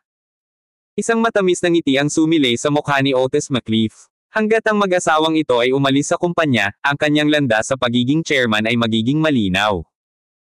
Kung sa kapalaran ay nakaligtas sila sa pagganti ng pamilya Potter, tiyak na maghihiganti siya. Sa pakikitungo sa dalawang walang pera at walang kapangyarihang tao na wala nang mapupuntahan, lubos siyang kumpiyansa. Bukod dito, ipinaalam ng mga mapagkakatiwalaang mapagkukunan na ang Titan Group ay ganap na pinutol ang relasyon sa mag-asawa. Sa pag-iisip tungkol dito, ito ay may katuturan, si Ovidio Koch, bilang pinakamayamang tao sa Morelos City, paano niya kayang saktan ang Golden Eagle Group para lang sa isang babae. Kahit isang araw lang, parang mas maganda sa iyo. Kung hindi ako nagkakamali, hindi ka pa nakakaupo sa upuan na iyan, di ba?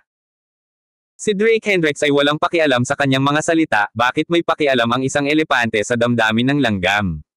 Kung maiinis, baka year-oka na lang ito hanggang mamatay. Ikaw, mabuti, magaling, magaling.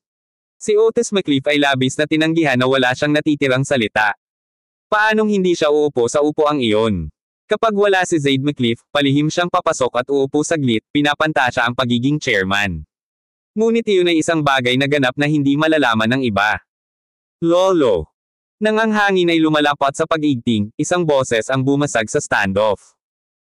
Kasunod ng pinagmulan ng tunog, nakita nila si Wellington McCliff, Tess McCliff, at iba pang miyembro ng McCliff clan na bumababa sa isang coach.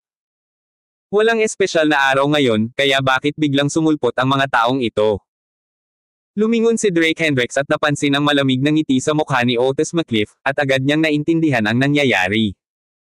Tila matagal nang binalak ng mag-ama ang lahat, naghihintay na mapatalsik si Aurelie McCliff sa McCliff Group. Well, kung hindi si Drake Hendricks, sinong mag-aakalang nandito ka? Nagsasalita pa rin si Wellington McCliff sa sobrang nakakainis na tono. Ang insidente ng pambubugbog kay Otis McCliff ay alam na ngayon ng lahat sa McCliff family, at ang kanilang mga tingin kay Drake Hendricks ay napuno ng puot.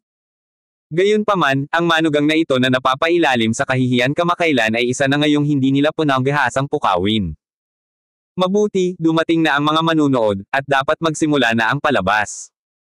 Ngumiti si Drake Hendricks, tumalikod, at naglakad papasok sa gusali. Sa pagmamasid sa kanyang papaalis na figure, nagtanong si Otis McCliff na may pag-aalala. Lolo, sigurado ba tayo tungkol dito? Siya at ang kanyang lolo ay matagal nang nakikipaglaban kay Drake Hendricks, sa bawat oras na puno ng kumpiyansa. Ngunit sa huli, sila ay walang paltos na nauwi sa lubos na pagkatalo. Huwag kang mag-alala. Kung mayroon man, sisihin siya sa pagkakasala sa pamilya ng Potter. Sa kabuuan ng Five River Province, sino ang maglalakas loob na kalabanan ang Golden Eagle Group? Sa pagkakataong ito, nagawa nating gawing biyaya ang kasawian. Bagamat hindi maiiwasan ang pagkawala, maaari nating lehitimong palayain ang ating sarili mula sa 2 bilyong paglabag sa kontrata ng Titan Group. Tumingin si Zaid McCliff sa mga pintuan ng McCliff Group, puno ng kumpiyansa. Sa 300 milyon na likidong pondo, makakabalik pa rin ako. Sa pagkakaroon ng operasyon sa Morelos City sa loob ng maraming taon, nakagawa na siya ng malawak na network ng mga koneksyon. Gamit ang manav sa kamay, itayo ang susunod na McCliff. Ang grupo ay tatagal lamang ng ilang taon. Magaling. Pumasok na tayo, at tingnan kung ano ang sasabihin ni Aurelie McCliff. Naikuyong ni Otis McCliff ang kanyang mga kamao, sumili ang malamig na ngiti sa gilid ng kanyang bibig. Nang pumasok si Drake Hendricks sa opisina ni Aurelie McCliff, nalaman nila ang tunay na layunin kung bakit dumating ang mga taong ito. Bagamat si Aurelie McCliff ang tagapangulo, wala siyang hawak na sariling bahagi.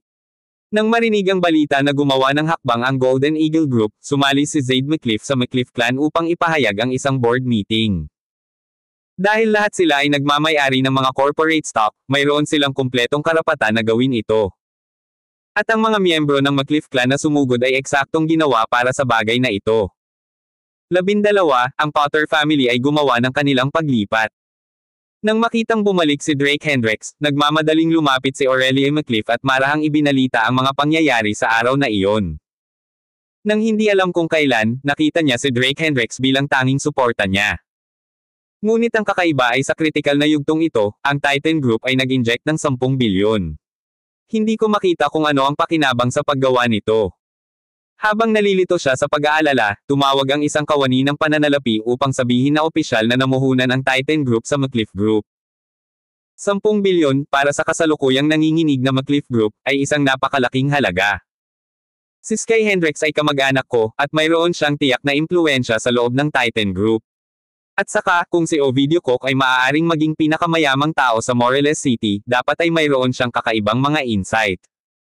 Nakangiting sabi ni Drake Hendricks, pilit siyang inaaliw. Kung alam lang ng uto niyang asawa na siya ang lady boss ng Titan Group, iniisip niya kung ano ang iisipin nito.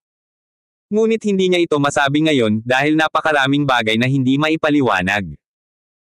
Mayroon akong sinuri ng mga tao, at sinabi nila na ang lahat ng ito ay napagpasyahan ng isang bagong hinirang na presidente ng Titan Group. Saying this, Aurelie McCliff gave Drake Hendricks an annoyed glance. Sa tingin mo talaga kayang gawin ng kamag-anak mo ang lahat, ha? Chairman, nakarating na ang lahat ng shareholders sa conference room, ikaw na lang ang hinihintay namin. Habang nag-uusap sila ng walang kwenta, lumapit ang sekretarya at kumatok sa pinto para paalalahanan sila. Tingnan natin ang kanilang ligaw na ambisyon. Marahang hinawakan ni Drake Hendricks ang kamay ni Aurelia McCliff at naglakad patungo sa conference room. Salamat sa pakikinig kay Master Big Boss Channel. Matandang guro, ngayon dapat nating paalisan ang dalawang iyon dito. Umupo si Tess McCliff sa tabi ng upuan, puno ng galit ang mukha. Sa loob ng McCliff family, palagi siyang natutuwa sa pang-aapi kay Aurelia McCliff at walang pagkakataon na kutsain si Drake Hendricks sa nakalipas na 3 taon. Pero ngayon, habang papalapit sina Aurelia at Drake Hendricks, natural siyang nakaramdam ng selos. Kapag ang isang babae ay nagseselos, maaari itong maging lubhang nakakatakot. Ang mga taong tulad ni Tess ay hindi kayang makitang nagtatagumpay ang iba. At sa pagkakataong ito, nabugbog si Otis McCliff, na nagbigay sa kanila ng lehitimong pagkakataon para sugpuin si Aurelia. Pagkatapos ng lahat, ang McCliff family ay isa ring major clan. Ang pagpapaalis sa sarili nilang apo at apo ng walang dahilan ay lubos na makakasira sa reputasyon ng grupo. Ang katotohanan na nailigtas ni Drake Hendricks si Zade McCliff ay halos karaniwang kaalaman sa Moreles City, kaya ano ang iisipin ng mga tao noon? Huwag kang mag-alala, hindi tatanggapin ng apo ko ang pambubugbog na ito ng walang kabuluhan. Nang marinig ang mga sinabi ni Tess, mas naging malungkot ang mukha ni Zade McCliff. Si Otis ang kanyang ginustong kahalili at ang hinaharap na pag-asa ng McCliff family. Ngunit si Drake Hendricks, isang tagalabas, ay naglakas loob na saktan ang sarili niyang apo sa harap ng lahat ng mga shareholder. Ngayong binigyan siya ng tadhana ng pagkakataong maghiganti, nagpa siya si Zade McCliff na ilabas ang lahat ng kanyang galit. Family Head, breaking news, ang Golden Eagle Group ay nakapaghanda na ng 2 bilyon. Inaasahang babagsak ang ating mga stock sa loob ng 5 minuto. Ang isang sekretarya ay nagtap sa isang laptop. Mabuti. Gusto kong makita kung paano pa sila magiging mayabang. Itinaas ni Zade McCliff ang salamin sa kanyang ilong, at isang malamig na kinang ang biglang sumilay sa kanyang madilim na mga mata. Narito ang lahat, nakikita ko. Maya-maya lang, tinulak ni Drake Hendricks ang pinto ng conference room at pumasok kasama si Aurelia. Siya na ngayon ang sekretarya ni Aurelia, at ganap siyang kwalipikadong mapunta doon. Gayunpaman, hindi nagtagal, siya ay isang walang kwentang tao na naging laman ng mga biro. Ang napakalaking kaibahan na ito ay naging dahilan upang hindi comfortable ang marami sa McCliff family. Ngunit ano ang magagawa nila kung si Otis McCliff, kahit bilang general manager, ay bugbugin hanggang mamatay? Walang nangahas na magsalita ng malakas dahil sa 20 bilyong penalty fee na hawak ng Titan Group sa kanilang ulo. Ikinalulungkot ni Zade McCliff ang kanyang mga ginawa ngayon, na sana ay hindi siya naging mainitin ang ulo at pinalampas ang mga detalye ng pumirma sa kontrata sa Titan Group. Paano niya hinayaan na umabot ito sa ganito?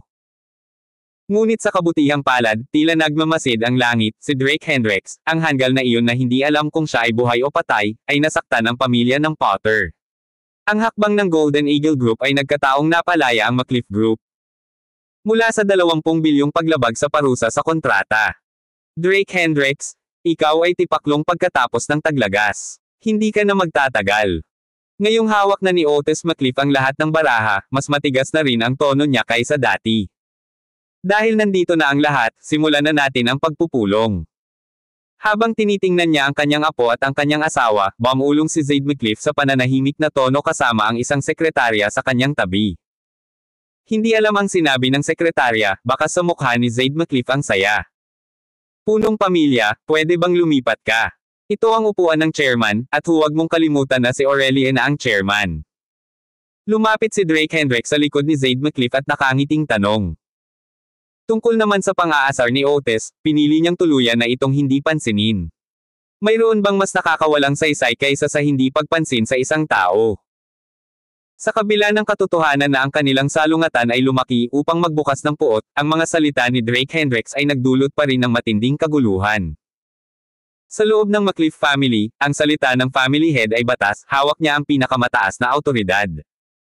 Sa loob ng maraming dekada, walang sino man ang nangahas na makipag-usap sa kanya sa ganitong paraan.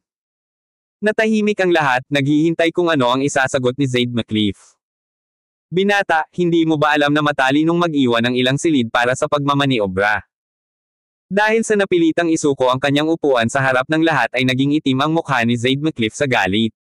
Kahit na hindi siya ang chairman ngayon, sino ba talaga sa kwartong ito ang hindi niya tinuring na ganoon? Kahit na wala siyang posisyon sa loob ng kumpanya, walang nang ahas na huwag pansinin ang kanyang mga salita. Iyon ang kapangyarihan ng awtoridad, ang awtoridad ng ulo ng pamilya. Pero ngayon, may humahamon sa kanyang awtoridad sa publiko. Hindi kinaya ni Zaid McCliff, na nangingibabaw sa mundo ng negosyo sa loob ng mga dekada, ang kahihiyang ito. Nanatili siyang nakaupo sa kanyang upuan, hindi gumagalaw kahit isang pulgada. Drake, hayaan mo na, kung nagustuhan ito ni Lolo, hayaan mo siyang maupo. Pagkatapos ng lahat, siya lang ang nakaupo sa upuang ito sa loob ng mga dekada. Maingat na hinaila ni Aurelia ang braso ni Drake Hendricks at umiling, senyales na bitawan ito. Nang makita ang kilos na ito, tuluyang lumambot ang mukha ni Zaid McCliff. Bata, dapat alam mo kung kailan asenso o atres.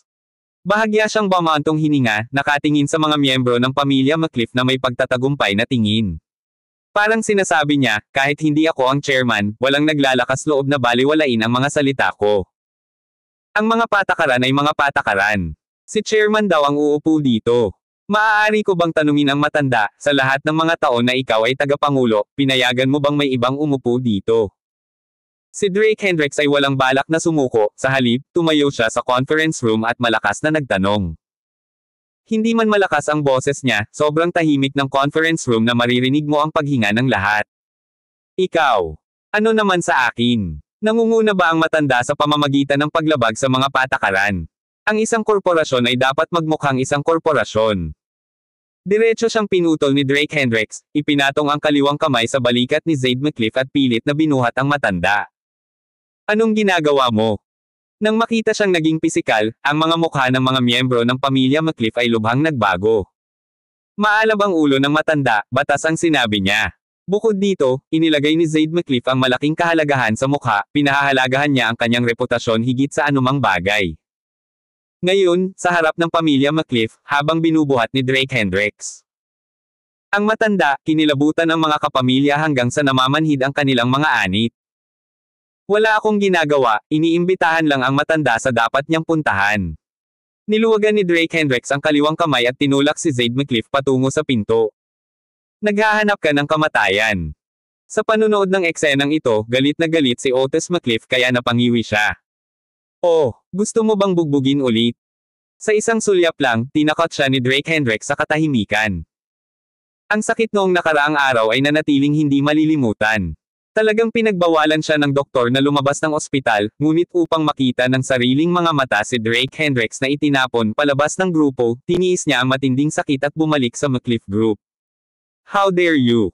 Noon lang nakabawi si Zaid McCliff. Nanginginig siya sa galit, at itinuro si Drake Hendricks na may nanginginig na mga kamay, marahas niyang sinabi, anak, naglalaro ka ng apoy. Hindi niya akalain na may maglalakas loob na bumuhat sa kanya sa harap mismo ng lahat. Umupo. Hinaila ni Drake Hendricks si Aurelia McCliff at pinaupo sa upuan ng chairman, pagkatapos ay tumangala at sinabing, matanda, ano ang posisyon mo sa grupo? Sa pagharap sa tanong na ito, biglang nawala ng masabi si Zaid McCliff. Siya ang orihinal na chairman, ngunit ngayon dahil sa mga isyu sa kontrata, binitiwan niya ang kanyang posisyon sa Aurelia McCliff. So, theoretically speaking, shareholder lang siya. Gayunpaman, matagal na niyang inilipat ang kanyang mga bahagi sa Otis McCliff, kaya ngayon siya ay hindi hihigit sa isang hindi empleyado na walang anumang bahagi ng McCliff Group. Ayon sa mga patakaran, hindi ka dapat narito. Bahagyang ngumiti si Drake Hendricks, puno ng provokasyon ang kanyang mga mata. Ikaw. Sa sobrang galit ni Zaid McCliff ay hindi siya nakapagsalita, ang kanyang mukha ay naging mapatla, at ang kanyang mga labi ay naging kulay ube sa galit. Wala ni isang tao mula sa pamilya McCliff ang nang-ahas na magsalita. Dahil ang sinabi ni Drake Hendricks ay makatwiran, lalo na kay Otis McCliff bilang isang halimbawa ng babala. Sino ang maglalakas loob na lumaban? Gayunpaman, kung isa sa alang-alang ang katayuan ng matanda, nagpa siya si Pangulong McCliff na bigyan ka ng upuan. Umupo, at maaari kang manatili. Kung hindi ka uupo, umalis ka na. Hindi pa natatapos ang kanyang mga salita ay dinala ng security ang isang maliit na bangkito mula sa labas ng pinto. Isang maliit na dumi na 20 sentimetro lamang ang taas. Paiya, dalisay at simple. Sa sobrang galit ni Zaid McCliff ay halos sumabog na siya, at nagngangalit ang kanyang mga ngipin sa galit. Matanda, desisyon mo na manatili o umalis. Dahan-dahang pumulupot ang mga sulok ng bibig ni Drake Hendricks. Mabuti. Uupo ako. Sa pag-iisip ng susunod na eksena, pinatibay ni Zaid McCliff ang kanyang puso at napaupo sa stool ng may ngiti. Dahil wala pang kalahating oras, ipapadala na ang mag-asawang ito na nag-iimpake, nahihiya. Salamat sa pakikinig kay Master Big Boss Channel.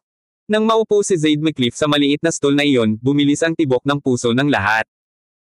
Bilang pinuno ng McCliff family, hindi pa nakaranas ng ganitong kahihiyan ang matanda sa loob ng ilang dekada. Ngunit naunawaan din nila na si Zaid McCliff ang may hawak ng mga winning card ngayon. Dahil naubos na ang likidong mga ari-arian ng McCliff Group, na nakaharap sa kamay na bakal ng Golden Eagle Group, ang kanilang kakarampot na lakas sa pananalapi ay hindi nakayanan ang nakamamatay na suntok. Dahil lahat ay narito, pag-usapan natin kung bakit namin apurahang ipinatawag itong board meeting. Pagkaupo ni Zaid McCliff, agad na tumawag si Drake Hendricks ng isang sekretarya para dalhin ang isang executive chair at umupo sa tabi ni Aurelia McCliff na naka-cross legs. Dahil sa matinding kaibahan na ito, muling nagbago ang kulay ng mukha ng patriarch ng pamilya McCliff. Ang mga miyembro ng angkan ng McCliff na naroon ay hindi napigil ang magpawis para kay Drake Hendricks, ito ay masyadong malupit, hindi ba? Naisip pa nga nila kung paano gagantay ang patriarch. Drake Hendricks, sino ka sa tingin mo? Hindi mo naman turn para magsalita dito. Sa wakas ay hindi na napigilan ni Otis McCliff ang galit na kinikimkim niya sa loob. Nang makita ang tagumpay sa harap ng kanyang mga mata, hindi na niya kailangang manatiling matyaga. Otis, si Drake Hendricks ang sekretary ko. Panoorin ang iyong tono kapag nagsasalita ka. Huwag kalimutan na ako ang chairman ngayon. Hinampis ni Aurelia McCliff ang mesa na ikinagulat ng lahat. Sa kanilang alaala, si Aurelia ay palaging banayad, at bihira itong makitang kumilos ng ganoon kapanindigan. Mabuti. Ayos. Ayos. Tumango si Otis at sinabing may pilit ng ngiti, gusto ko talagang makita kung hanggang kailan ka mananatili bilang chairman. Tumingin siya sa kanyang relo at pagkatapos ay bumaling sa kanyang sekretarya, ngayon, iulat ang sitwasyon ng stock sa aming chairman. Ayon sa kanyang hula, sa napakaraming oras na lumipas, malamang na bumagsak ang presyo ng stock ng McCliff Group. At ayon sa kasunduan, kapag bumagsak ang stock ng higit sa 3%, kakailang ganing lumabas ng kumpanya si Aurelia. Ang presyo ng stock ay bumaba na ng 2.8% at may patuloy na pababang trend. Mabilis na pinaandar ng sekretarya ang computer, ang mga mata ay nakadikit sa screen ng hindi gumagalaw. Haha, Aurelia, natatakot ka ba? Nang marinig ang balitang ito, medyo nadismaya si Otis. Inaasahan niya na ang stock ay bumagsak, ngunit ito ay bumagsak lamang ng ganito. Di bale, kasi simula pa lang ng Golden Eagle Group. Naniniwala siya na sa 1 minuto o 2, ang posisyon ng chairman ay magpapalit ng kamay. Kahit na maupo ako dito ng 1 minuto, ako pa rin ang chairman. Sagot ni Aurelia sa matigas na tono. Ngunit sa sandaling iyon, nagsimula siyang makaramdam ng gulat sa loob, at hindi niya maiwasang manginig. Bagamat maganda ang balita ng renewed investment ng Titan Group, malayo pa rin ito sa sapat kumpara sa bombang ibinagsak ng Golden Eagle Group. Ang isang maliit na pagbabago ng 3% ay madaling makamit sa pamamagitan lamang ng kaunting pagsisikap mula sa pamilyang Potter. Alam din niya na kung wala ang 10 bilyon mula sa Titan Group, malamang na bumagsak na ang presyo ng stock ng McCliff Group. Ang kanyang pag-alis ay sandali lamang. Ramdam ang kanyang kaba, tahimik na hinawakan ni Drake Hendricks ang kamay ni Aurelia McCliff. Aurelia, kahit na ayaw kong makita kang lumabas dito, sa kasamaang palad, nangyari na. Dahan-dahang tumayo si Zaid, na inisip muli ang awtoridad ng isang chairman, at mahinang sinabi sa sekretarya, sabihin mo sa kanya kung sino ang chairman ngayon. Ayon sa kasunduan, sa sandaling bumagsak ang stock ng 3%, agad na kailangang umalis ni Aurelia sa posisyon ng chairman, at si Zaid ay babalik sa Taiman. Dahil sa mga pangyayari nitong mga nakaraang araw ay hindi na kayang lunukan ng tunay na Panginoon ng pamilya McCliff ang kanyang galit, kaya sa udyok ni Otis, ipinatawag niya ang lahat ng miyembro ng angkan upang saksihan ang pagbagsak ni Aurelia. Bilang tagapagtatag ng McCliff Group, alam na alam niya ang lakas ng grupo. Matapos mag-withdraw ng 3 bilyong liquid asset sa umaga, ang buong grupo ay naging stagnant na tubig. Kung ang Golden Eagle Group ay gumawa ng isang hakbang, hindi banggitin ang 3%, kahit na 30% ay magiging isang araw na trabaho. Ito ay isang kaso ng paggamit ng isang itlog sa paghampas ng isang bato, isang mantis na sinusubukang ihinto ang isang carro. Ito ang pinakatumpak na paglalarawan ng kasalukuyang sitwasyon. Gayunpaman, kumpara sa 20 bilyong kontratang nagpapabigat sa kanya, mas gugustuhin ni Zaid na bumagsak ang grupo. Ang presyo ng stock. Sa sandaling makita ng sekretarya ang presyo ng stock, ang kanyang kutis ay nagbago ng husto. Ano bang problema mo? Sabihin mo sa kanya kung gaano kalaki ang ibinaba nito. Si Zaid McCliff, nang makita ang ekspresyon ng sekretarya, ay medyo hindi nasisiyahan. Hindi ba inaasahan ang pagbaba? Sabik na siyang masaksihan ang kawalan ng pag-asa sa mga mukha ni na Aurelie McCliff at Drake Hendricks. Nahulog ba ito ng napakalakas na kahit ikaw ay nagulat? Nakasandal sa kanyang wheelchair, walang pagsisikap si Otis McCliff na itago ang kanyang upuan. Schadenfreude. Matagal na niyang gustong ibalik ng doble ang dinanas niya ngayon. President McCliff, ang presyo ng stock. Huminga ng malalim ang sekretarya, bahagyang nanginginig ang mga kamay niyang nakahawak sa laptop. Huwag mag-alala, ang CEO na ito ay personal na aalisin ang ating chairman Aurelie McCliff sa kanyang posisyon at sasalubungin ang tunay na chairman, si Mr. Zaid McCliff. Bahagyang iniikot ang kanyang wheelchair, binigyan ni Otis McCliff si Aurelie McCliff ng isang mapanuksong ngiti. Ate, pasensya na po. Inagaw niya ang laptop sa mga kamay ng sekretarya, hindi na niya naitago ang kilig sa loob niya. Ngayon, opisyal kong ibinalita. Ngunit nang dama po ang mga mata ni Otis McCliff sa screen, nagpakawala siya ng sigaw ng pagkagulat na katumbas ng sa sekretarya. Paano ito posible? Namula ang mukha niya, medyo nanginginig din ang kamay niyang nakahawak sa laptop. Anong nangyayari? Maaaring bumagsak ang presyo ng stock, at naabot natin ang limitasyon. Binala ng ulo ng pamilya ang lahat ng likidong pondo, ngayon ay nahaharap sa pag-atake ng Golden Eagle Group, anumang maaaring mangyari. Naunawaan ng naruroon na McCliff clan ang mga aksyon ng kanilang lolo at apo at hindi sinasadyang ipinapalagay na ang presyo ng stock ay bumagsak sa isang hindi mailarawang mababang antas. Ngunit ito ay naiintindihan, pagkatapos ng pang-aapi sa mga taong Potter family sa ganoong paraan, kung si Stanislaus Potter ay hindi malupit sa kanyang paghihiganti, saan niya ilalagay ang kanyang mukha sa Five River Province? Paano siya magpapatuloy na makihalubilo sa mga lupo ng negosyo pagkatapos? Otis, huwag kang umarte na parang hindi mo pa nakikita ang mundo. Nakangiting lumapit si Zaid McCliff, tinanggap ang tindig ng isang nanalo, at sinabi kay Aurelie McCliff, alam ko kung ano ang iniisip mo. Para sa Titan Group na maglakas loob na magbuhos ng pera sa McCliff Group sa oras na ito, talagang hinahangaan ko ang katapangan ni Ovidio Cook. Huminto muna siya bago nagpatuloy, pero dapat mong malaman, walang anuman ang hakbang ni Stanislaus Potter.